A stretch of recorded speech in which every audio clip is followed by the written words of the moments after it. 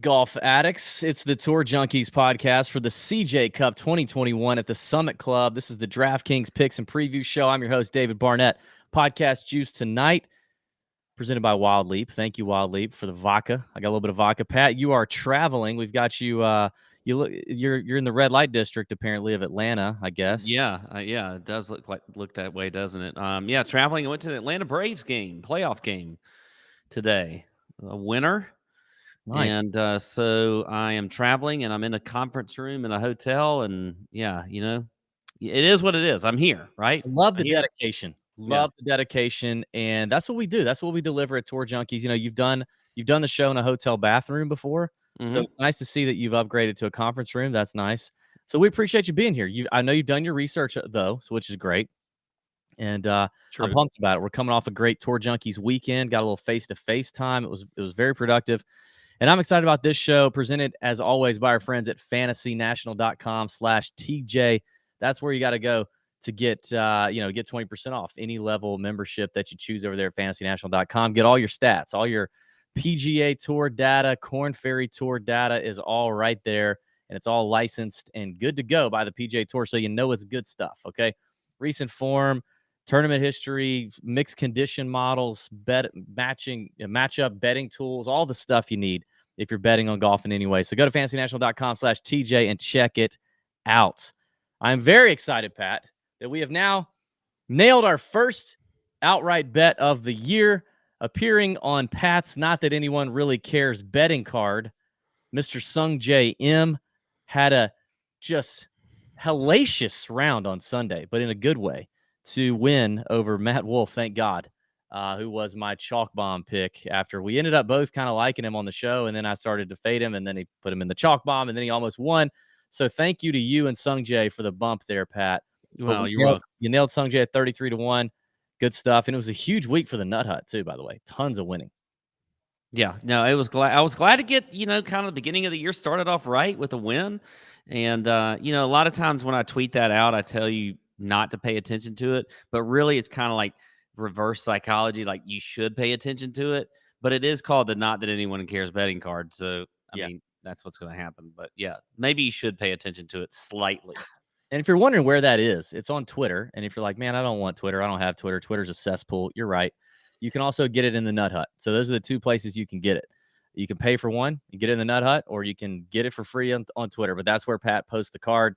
Nailed it. But we had a ton of winning. I mean, we had a ton of people winning lineups. I know our boy AC, Nut Hut Butler, AC won some money. Ryan Young took down the LPGA Tour GPP on DraftKings, and that had 3 Nut Hut members in the top 5 on that LPGA pool. So shout out Crazy Marcus for all the research and inside Instagram stalking information that he provides. You know, a lot of people don't know this, but the Nut Hut is not just about PGA Tour betting and gambling.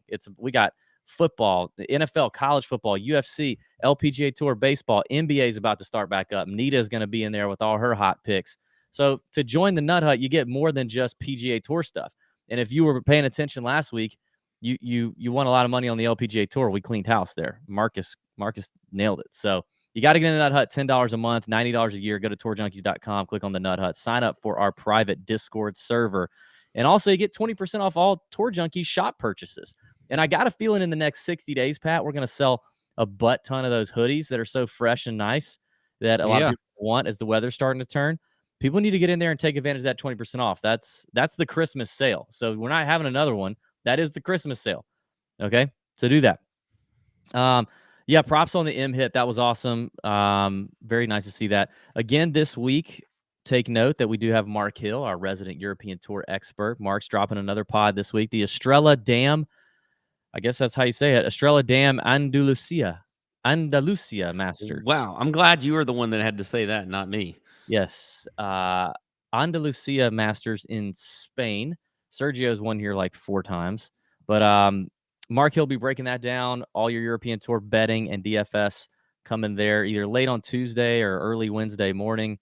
That show will drop on YouTube and wherever you listen to our podcast. So great stuff there.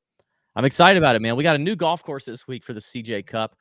You know, it's sponsored by a South Korean company, but yet again, because of COVID, You have we're in Las Vegas. So back-to-back weeks in Las Vegas. This one is closer to the Strip though, and it's a brand new club called the Summit Club. Pat, first year here, and you're in a hotel, and you still are going to bring the course breakdown. I'm mighty proud. Still gonna do it, and you're right. It is very close to the Strip. As a matter of fact, I think when you're standing on one of the tee box, maybe on the front nine, you can see the whole Strip there. So that's kind of interesting to me. But yes, we are at the Summit Club this week. We have not been here before, so no course history to talk about. It is a par 72 playing 7,431 yards. This is a 78 player no cut event, so we don't have to worry about a cut after Friday. Like I said, this is the first time at this course. And, I think that always means we really need to get a feel for it in the Nut Hut later in the week. We've got some caddies on the ground there. We'll get to hear from them as the week goes on. But as far as the course itself, it is, you've got bent grass greens this week. It's like a lush sort of parkland style golf course. Kind of unusual when you think about a desert course, most courses in Las Vegas, but this is, this is a parkland style course. It is a Tom Fazio design. You'll see a lot of his signature bunkering and green complexes on this course. You got pretty wide fairways this week. Okay. So I do think the Bombers are definitely going to have an advantage. There is some elevation, as we all know, up there in Las Vegas. So I think that's going to be something you want to look at. The Bombers are definitely going to have an advantage. You've got 3 drivable par 4s on this course. Number 1, 5, and number 12. And then all 4 of the par 5s can be reached into by the longest hitters. So we're definitely going to see some scoring, probably a lot of eagles this week. And, again, we'll wait to see kind of what the weather looks like and what we hear from some of the caddies that we have on the grounds as we get into it later in the week in the Nut Hut. But that's your quick course breakdown on the Summit. For me, as far as stats, I'm going to look at form. I'm going to look at strokes gained off the tee, strokes gained approach, opportunities gained, which is a proprietary stat to Fantasy National that helps us look at chances for birdies and scoring. So I'm definitely going to look at par 5 scoring as well, and maybe a little bit of putting on bent, but that's just an outlier for me. So there you go. That is my course breakdown that I wrote while I was sitting there watching the Braves game in person. Awesome. Love it.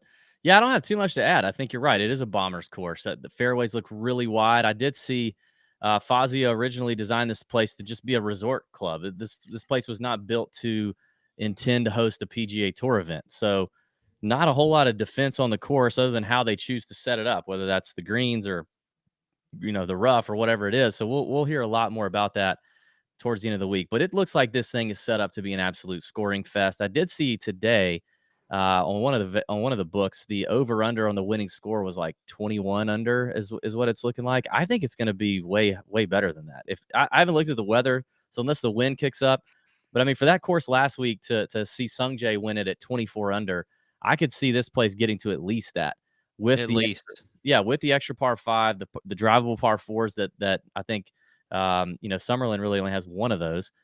You're still at elevation, so the course is going to play shorter than it looks too. So I don't know. I think this is going to be definitely an advantage to the Bombers, but the shorter players, if they're hitting the wedges tight, can definitely get there, and putting on bent grass is important.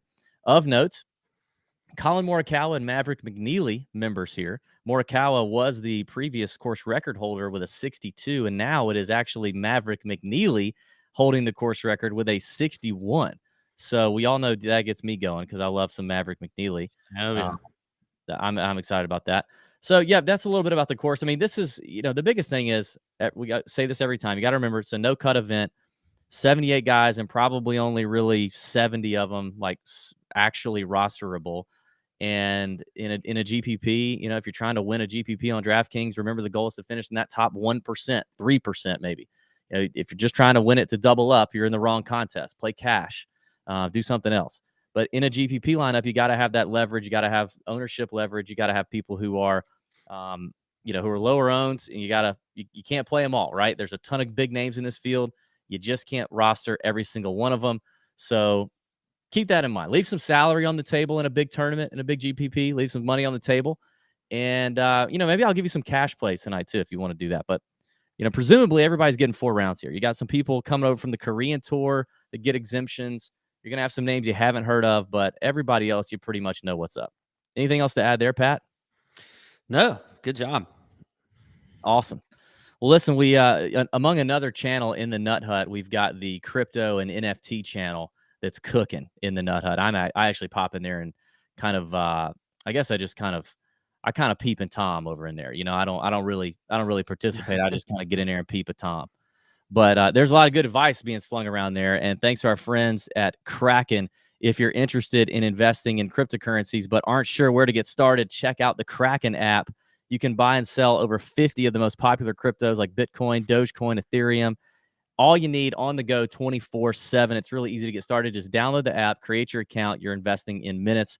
And one of the coolest things about buying crypto through Kraken is you don't need a lot of money to try it out.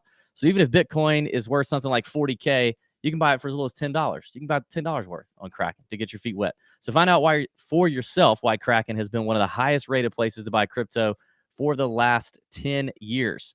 They've been around a minute, all right? This is not some fly-by-night pop-up crypto shop. Visit kraken.com. That's KRAKEN.com/Tour Junkies to learn more, or you can search for Kraken in the App Store. Shout out to Kraken for hooking us up. All right. You ready, Pat? I think so. Let's get into this. 9K and above range. We're going to give you 3 GPP plays. I'm going to give you a cash play. We're going to give you a fade. You got DJ starting it off, Justin Thomas, Morikawa, Xander, Jordan, Rory. A lot of first-name players up here in this top end. Victor Hovland coming off 1 week in Vegas. We'll see how he feels after that. Sam Burns, who almost won back-to-back. Brooks is back again. Tony Finau, Sung Jae, Hideki, Louis, Cam Smith, Abe Answer, and Scotty Scheffler round out the 9K and above range. I'll make this pretty quick and dirty for me, Pat. I'm going to continue to ride Sam Burns, dude.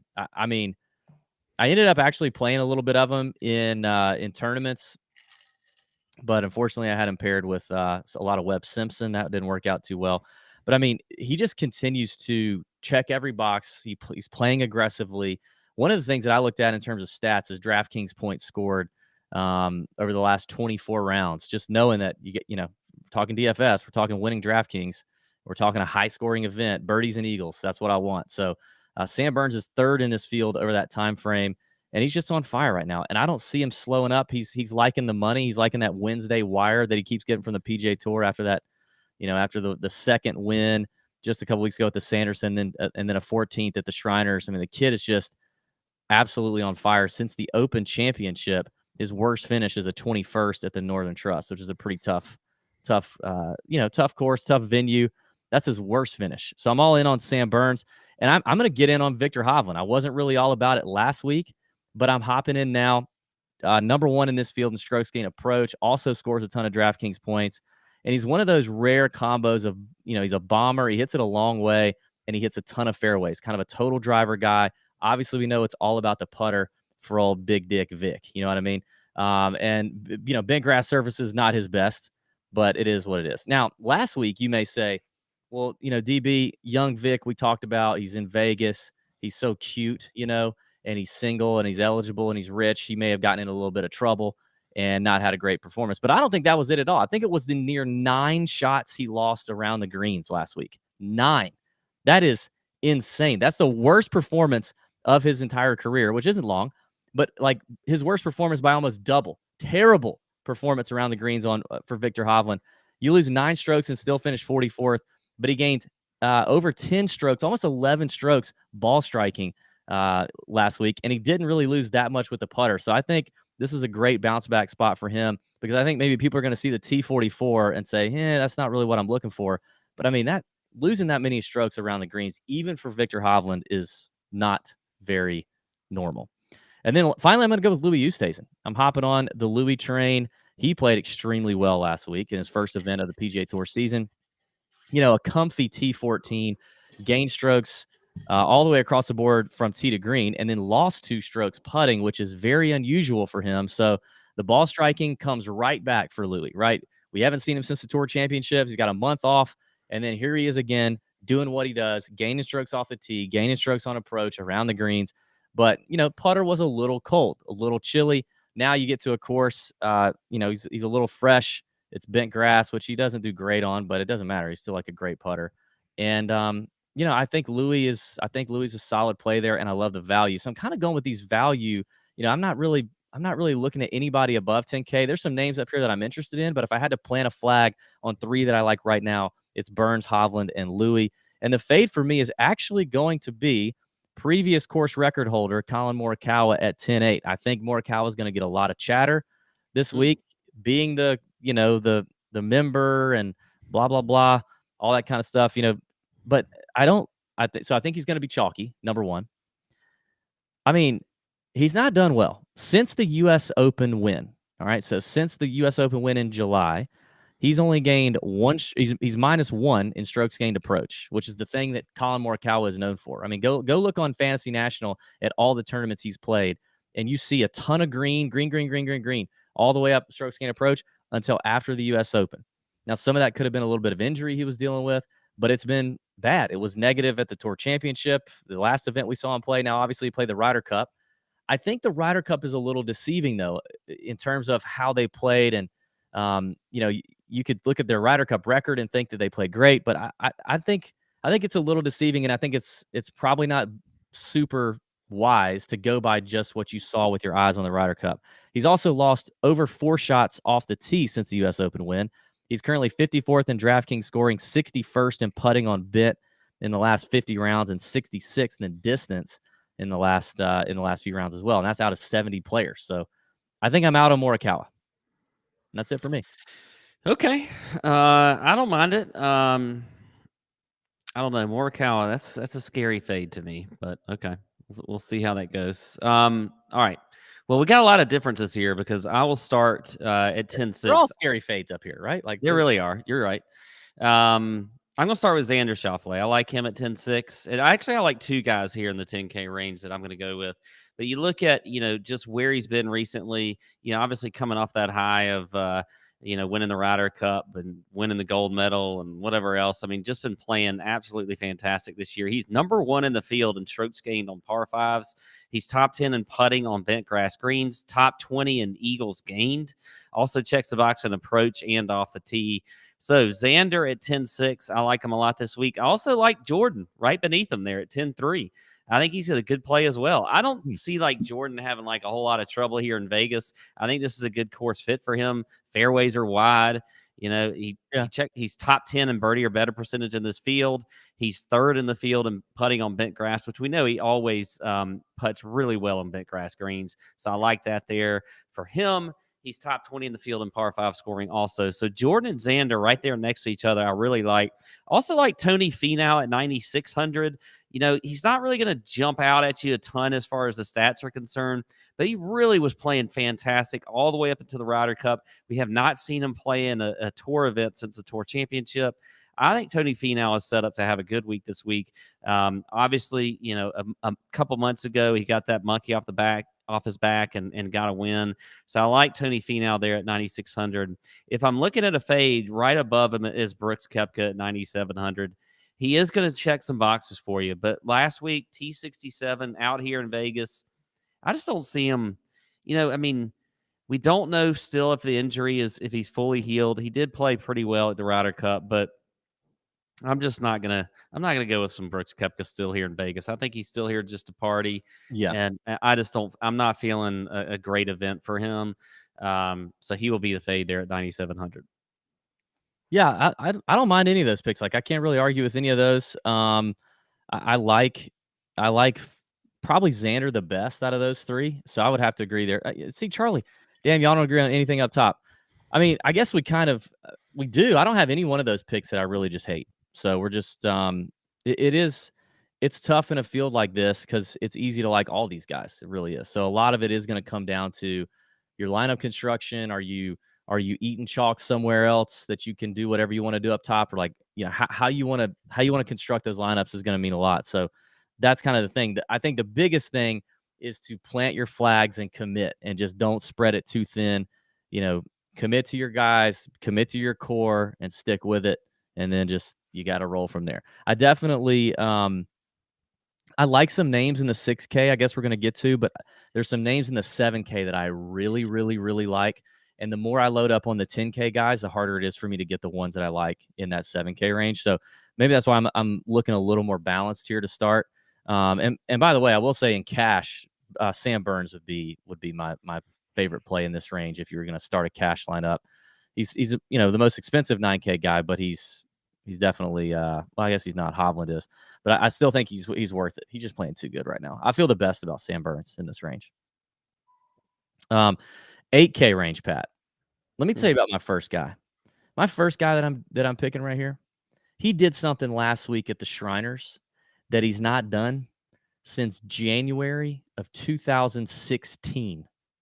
2016, Pat. We were a fledgling little podcast. Probably had 100 people listening at best, and most of them family and friends. We had probably recorded and published, I don't know, like 6 or 7 episodes at that time. And that was the last time that Harris English lost 6 strokes or more putting on the PGA Tour. And that's what he did last week at the Shriners. He lost 6 strokes with the flat stick last week, which is absolutely insane for Harris English, who gains a ton of strokes putting almost every single week. It's one of his strongest, if not it is the strongest thing that he does in terms of a strokes gain category is putting. It was an anomaly week. His first event back since the Ryder Cup. He was dead even on strokes gained off the tee. He gained 2.1 strokes on approach, gained around the green. I think this is another interesting spot for Harris English when people look at the missed cut. Similar to, Big Dick Vic's 44th place finish, I think it's a little deceiving. But to think that he's going to go back, I think he's going to continue the good ball striking, which he's done for the whole season. And the putter's not going to be that cold again. So I think English is definitely one of my favorite kind of go-to plays there at 8,900. And then, I was tempted. Oh God, I was tempted to do this. I was tempted to do this last week, and I didn't. But I'm going to do it this week because I don't have a cut to worry about. I'm going to Adam Scott. Okay. I'm going to go to Adam Scott at 8,100. Hits it a long way. He's added some distance. The ball striking is definitely still hot. 4.5 strokes gained last week at the Shriners, and gained 1.3 strokes putting at the Shriners. One thing I don't care about is getting up and down this week. Like, I just think the winning score is going to be at 25, 26 under. So you guys just need to be hitting greens, which he doesn't do well that well right lately. Anyway, I just trust that the Bombers course, the wide open fairways, and those deadly irons are going to stay deadly for old Adam Scott. And bent grass is not his worst surface. It is by far Bermuda. So I think Adam Scott at 8,100 gives you some winning upside for sure, and he gives you a little bit of price relief there. So Adam Scott's my man, and I would roll with him in cash as well. I think he's a double. I mean, obviously in cash this week it's kind of weird to play because you don't have a cut. You're not getting 6-6 leverage, but I like Adam Scott there. Reed is my fade. I mean, the bad form is just continuing. Even if he was in good form, I don't really see this as a great course fit for him. I see him doing better on tougher courses, tougher tracks, tighter fairways, scrambling being more of a factor, par being your friend. So even if he was in good form, I wouldn't love him. But Patrick Reed's just we got to see. I got to see something before I get back on the Patrick Reed train. That's it for me in the 8K. Okay. All right. Well, got a few differences here again. You didn't like the Adam Scott play. I heard some. No, I'm not. I don't know. I think if you are going to play him, a no cut event is probably where you want to do it. But like it helps me. It helps me scratch the Adam Scott itch so that now, like, I do it this week and I don't have to worry about the missed cut. I get it out my system. And so then I don't have to do it for the next couple of events that aren't. You know what I mean? Well, the thing is, I should not. I mean, he was in my U.S. Open lineup that did pretty well. And but then what's the problem? I don't know. He hasn't done anything really. He hasn't done it for me since then. So, all right. I'm going to start in the middle here. And I really don't like a lot of these guys in the 8K range. I think I'll just would rather live down more in the 7K range and pick off a few 6K guys and then go up top. But if I'm going to talk about two guys I really like, one is Mark Leishman at 8,600. Now, look. Who I talked about last week, by the way. He is not going to show up a lot on the stats if you're looking at the models that I'm looking at, off the tee, that kind of stuff. But he's just been playing fantastic lately. I mean, you look at his last 2 events, he's got a T3 at the Shriners. He's got a T4 at the Fortinet Championship. So Leishman's been playing really well lately. I like him there at 8,600. And then right beneath him at Jason Kokrak at 8,500. I know he missed a cut last week at the Shriners. Maybe that'll throw a few people off of him as far as ownership's concerned. But before that, had that T11 at the Tour Championship, T15 at the BMW. I think this is a great course fit for him. I think maybe last week wasn't quite as good of a fit for him. But if you look at this week, I mean, look at the stats. Top 10 in opportunities gained, 11th in birdie or better percentage. He putts pretty well on bent grass greens traditionally. He's top 30 in the field in par 5 scoring. So I like Jason Kokrak and Leishman right there in the middle at 8,500 and 8,600. And then my fade is going to be Tommy Fleetwood at 8,800. He just hadn't had it at all this year. I mean, it continued. He does what he does. Then he goes and finishes 12th at the Alfred Dunhill a couple weeks ago. But that's just what he does. Like, he beats up on the European Tour, comes over here and gets his little dick kicked in. Yeah. Well, and I mean, the Ryder Cup, he looked horrible. I mean, he had a few good holes or whatever, but I just didn't see a whole lot of Tommy Fleetwood that makes me want to play him in a field like this. So he will be my fade in this range. Did I sell you on Harris English? Are you in on Harris English? Can we agree there? I almost said him. I didn't, but I can agree there. Okay. All right. Yeah. It'll be interesting. We'll see the agreement late at the end of the show. We'll do our 2-minute men lineup build, which last week was not great. Last week we only got our 2-minute lineup. Last week only got 3 of 6 through the cut. But we did have Matt Wolf and Adam Schenk in that lineup. But I don't think it would have cashed. It was bad. By the way, I forgot. Nut Hut winner last week was at JKR Chris. Scored 555.5 points. Won an opportunity to play in the finals to compete for a chance to, come to Augusta or Savannah and play golf over a weekend with me and Pat. So shout out to JKR Chris. 555.5 was the winning total. He crushed it. Well done. All right, Pat, I'm going to let you start off the 7K. 3 tournament plays and a fade in the 7K range. All right, well, I'm going to start in the middle at 7,500 with Sergio Garcia. Whoa. Look, if you can play Adam Scott, I can play Sergio Garcia, okay? Tit for tat. I'll take Sergio. You can take. Believe he's not at the Andalusia Masters, beating up on everybody. I don't know, but he's here. More of a paycheck. Apparently, he's here. I mean, unless anybody tells me otherwise, I'm looking at him here. Wow. Look, he wasn't playing all that bad. I mean, he played pretty good in the Ryder Cup too. He had a good end of the season. He did have a good end of the season. T14 in the Tour Championship, T6 at the Which BMW. Isn't great. There's 25 people there. No, that's true. People there. No, that's 30 people. BMW is 6th place for sure. The Open and U.S. Open, he played great. I don't know. Is this a birdie? Is he a birdie fest guy though? He can make eagles. He's 16th in the field in eagles gained. He was 28th in birdie or better percentage. I know out of a 78-man field, that's not a whole lot, but I still think Sergio can have a good week this week. I think this can be a pretty good course for him. So at 7,500, I'll go with him. I love Harold Varner III at 7,300. I think this is a perfect course fit for him. Do you love it coming off the baby over the weekend? He was in the hospital with the wife, had the baby. I mean, everything's good, but that's baby swag, man. I mean, that's baby swag, but I mean, is it too soon, baby swag? That's the nappy factor coming in hot in Vegas.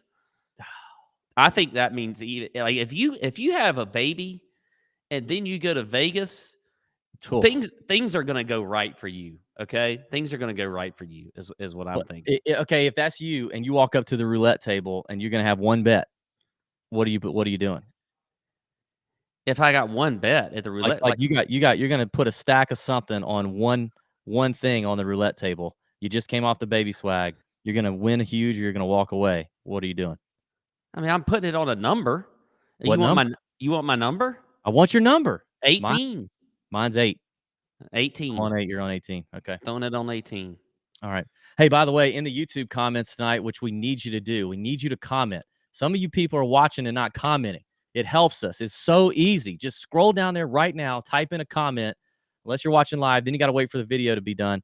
But scroll down and leave a comment. Put in the comment your go-to casino game. When you get to the casino, what's your spot? Where do you like to go? Is it poker? Is it craps? Is it the roulette tables? Is it slots? Blackjack? What do you like to do? And maybe if you want to add a little color to that, tell us like why or what your favorite thing is. So put that. We're in Vegas for week 2. Put that in the comments. Your favorite go-to casino game. when you hit that floor, baby. Put that in the comments and hit the thumbs up button. Like, subscribe. We need it. It helps us. Thank you. All right, continue. So HV3. I love HV3 from a fit here for sure. I guess, yeah, you just got to figure it out. I mean, do you think, is he going to be tired? Is he going to be thinking about his wife back home recovering? Like, is he going to be in there mentally? Obviously, it's a good opportunity for him. He doesn't get to play in a lot of no-cut money grab events like CJ Cup. So, that's a good opportunity. He does check a lot of boxes for sure. I wonder how popular he'll be. I wonder how many people. It'll be interesting to see the ownership projections on him. Yep, I agree. All right, I'm going to go with another. This is another crazy one. I like going kind of out there and outside the box, though, on weeks like this when we don't have a cut. I'm going to play some Jason Day at 7,000 this week. Yes. Wow. Top 10. He's 8th in the field off the tee. We know he puts well. How far back do you have to go from the freaking? I don't care. You just gotta. I'm saying a number. It's right there. You're saying a number. What? It's right in front of me. No, look. Here's the thing. If you're gonna play Jason Day, why not play him this week? I could bet him this week. I could do whatever I want because it's a no cut event. Why not? Why would I not play Jason Day?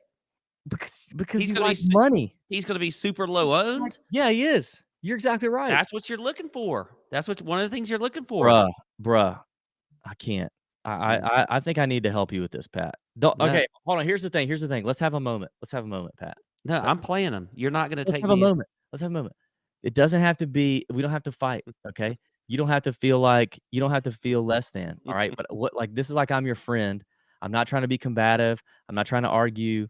And you can be humble yourself and just hear me out and then change your mind. I don't want to watch you do this. I don't want to watch you play a man who has played literally we've seen him play twice, 3 times in July with 2 missed cuts, 14th of the Rocket Mortgage. I mean, but look at his whole season. It was terrible. It was as many missed cuts almost as made cuts. He's I don't know what he's doing. I don't know where he's been. Yeah, but it's a new season. I mean, people this is what you would have said about Jordan Spieth a year and a half ago. And then maybe you missed out on the front end of him coming back around. What if we're missing out on the front end of Jason Day coming back around? I just think he's taken a little bit of a break. He's had 15 more kids since the last time we probably saw him. He's probably adopted some babies somewhere. He's coming in here in Vegas. He's going to have a good time. He's got no pressure on him because there's no cut this week. Why not play him? He's going to have 3%, 2%, maybe 1% ownership. Why not play him? What if he freaking finishes top 10? Bruh. Hey, by the way, shout out Taylor McCutcheon watching live in the YouTube chat. Taylor's writing a new weekly article for us on tourjunkies.com for free under the blog. And it's going to be something kind of off the beaten path. Nothing related to DFS or betting. We just published his article on Bryson DeChambeau, the aftermath of the Ryder Cup. Can he keep the fandom that seemed to work in his favor at the Ryder Cup? Can he keep it going, or is he gonna go back to his old self? So shout out Taylor watching in the YouTube on the YouTube chat right now. Go check out that article. All right, before I give my fade, I'm we're not at the 7K range. I'm so glad you're shook because I literally sat there at the Braves game today and was like, I'm just gonna throw out some names for DB that he's just gonna absolutely hate. But here's what I do want.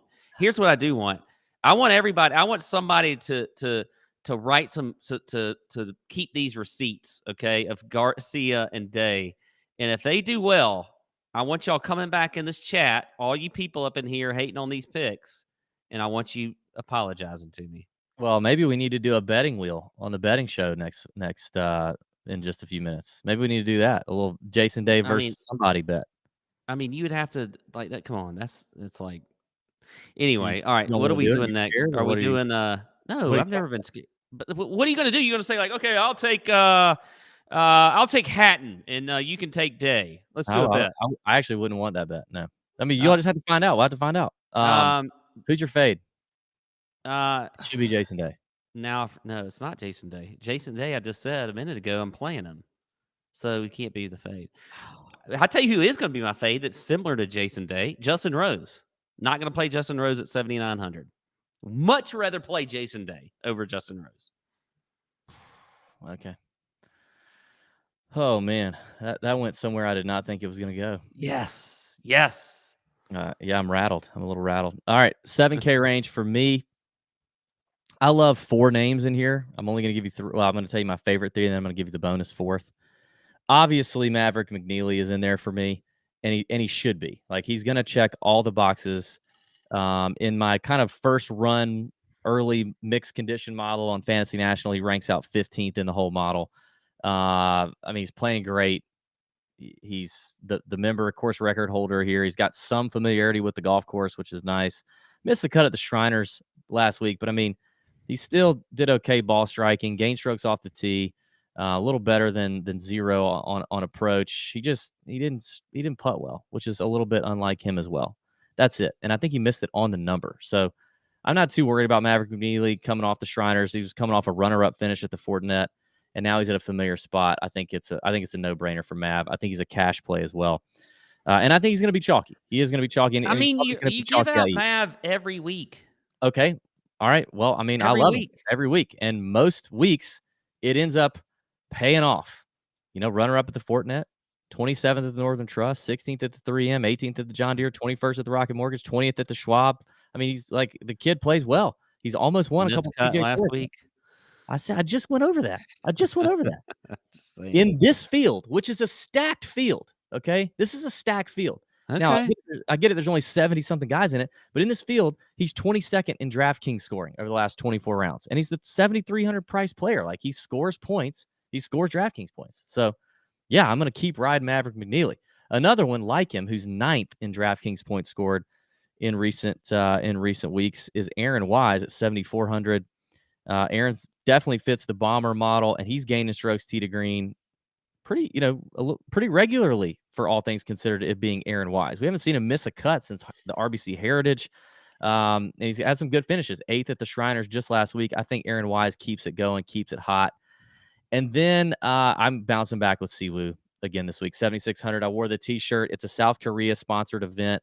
You got to figure if he wins the CJ Cup, his people, his agents, at least sit down in front of the people at CJ Cup and say, hey, can we band together and petition the South Korean military and government to give my boy a free pass to the military now that he's won the CJ Cup? I know it's not a major, but we got to have a meeting at the table, something, talk about something. But I feel like he's going to be inspired to play the CJ Cup, and I feel like this is a great spot for him. Aggressive birdie fest. He had an off week last week, and I'm gonna write it off. That's coming off an 11th at the Fortinet, 8th at the Sanderson. Sometimes this is what Siwoo does. Like, Siwoo will just pop in a miscut. He'll sprinkle a miscut in on you real quick. I mean, he does it. He just does it. If you look at all his recent finishes, if you scroll down, look at 2020, look at 2021. He just does this sometimes. He checks out. All right. We know about Siwoo at times. So, but this week, I don't think he's doing that at his sponsors event. And, there's big money here. Big money at this event. And I think it sets up perfect for him. Wide off the tee, aggressive, just hit bombs and make birdies. Those are my 3 favorite plays here. Gooch is definitely a 3B for me at 7,200. You get a lot of price savings for Taylor Gooch as well. He had a good week last week, coming off the 11th at the Shriners, 4th at the Fortinet at the first event of the year. His irons are absolutely on fire. If you look at his last 10 to 12 events, his iron play is incredible. Off the tee has really been where he's lacked, but he's still not terrible. Like, he's got a good combination of distance and accuracy. If you look over the last, let's see, 24 rounds, okay? Last 24 rounds, he's 27th in the field in distance and 34th in fairways gained. Like, good total driving kid, and you get him at 7,200. I think he's got top 10 upside, top 5 upside even. So that's a bonus play for everybody's Gooch. The fade for me is Joaquin Niemann. The iron play has been trending poorly since early 2021, and he's actually not scoring. You would think he's a scorer, but in the last 24 rounds, he's 63rd in DraftKings points scored, and he's 50th in strokes gained putting on bent over the last 50 rounds. Looking at a little bit of a more long-term sample there. The iron play has been bad. We're just not seeing the same Joaquin Niemann that we all used to kind of love playing. I'm not feeling Niemann, so he's out for me.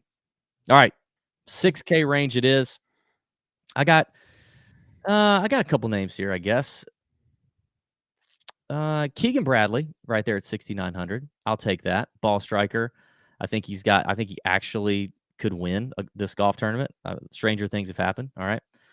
Coming off the missed cut at the Sanderson, but he kind of just was flat. Like he just didn't do a lot very well. He did hit his irons okay, which he's been doing consistently since literally the beginning of time. Well, more like 2020. But Keegan's won. It's back to Cam Davis week. We're back in on Cam Davis. This is a week for Cam Davis. I faded him. He was a chalk bomb a couple weeks ago, missed the cut. But now we're back. We get him at 6,400 at a no-cut event with 4 par 5s that he can eat up with 3 drivable par 4s. Bent grass is his best surface. It's the only putting surface he actually gained strokes on. He coming off the 27th finish at the Shriners last week to follow the miscut at the Sanderson, where he gained 2.5 strokes off the tee. He gained 3.4 strokes on approach. Now we're starting to see the Cam Davis I'm talking about. All right. So I think this is a spot to jump on Cam. My Cam radar is going off for sure. And then finally, I'm going to give you Johnny Vegas down there at 6,300. I have a feeling you like Johnny Vegas, but Johnny Vegas checking a ton of boxes. 2nd in driving distance, 12th in DraftKings points scored over the last 24 rounds, 18th in strokes gained approach, and 20th in par 5 scoring, all in the last 24 rounds in this field at 6,300. That's really, really good. You have a comment? No, good job. I like Vegas. I like Keegan Bradley. There you go. That's it? Now you totally deflated me by taking Vegas from me. I knew you did. I'm sorry. I shouldn't have even said it. That's on me. I'm sorry. I knew you would say Vegas.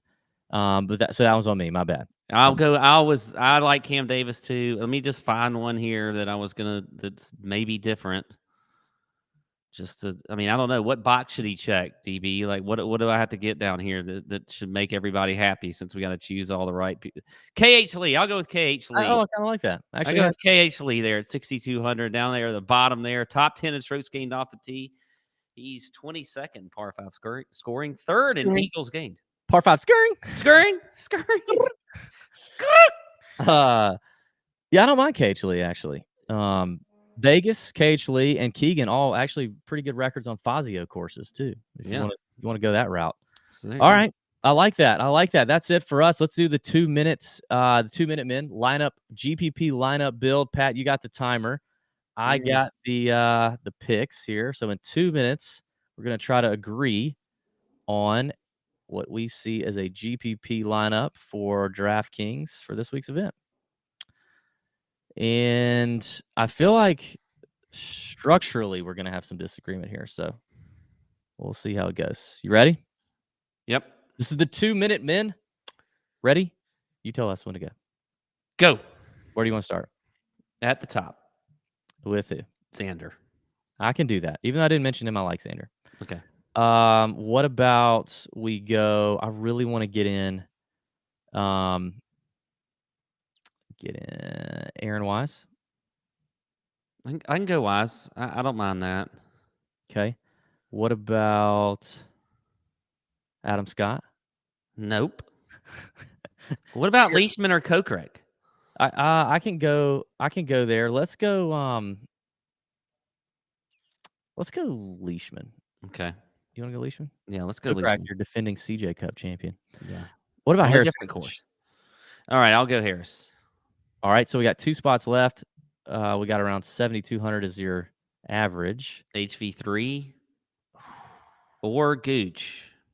I love Gooch. All right, well, let's go. Or we could go higher up and hit the 6K. But we don't really like any. I mean, I like Siwoo's not that high. How much time we got? 53 seconds. What if you put in Cam Davis, and then where do you get to go? Okay. All right, Cam Davis. Where is he? Cam Davis. Now we got 8,100 left. So I don't want to. Oh, God. Let's leave a little salary on the table. So there's Siwoo Kim. HV3. Maybe go Siwoo. You like Siwoo? I think Siwoo needs to be in a 2 minute lineup. Yes. Okay. There it is. Boom. Done. Okay.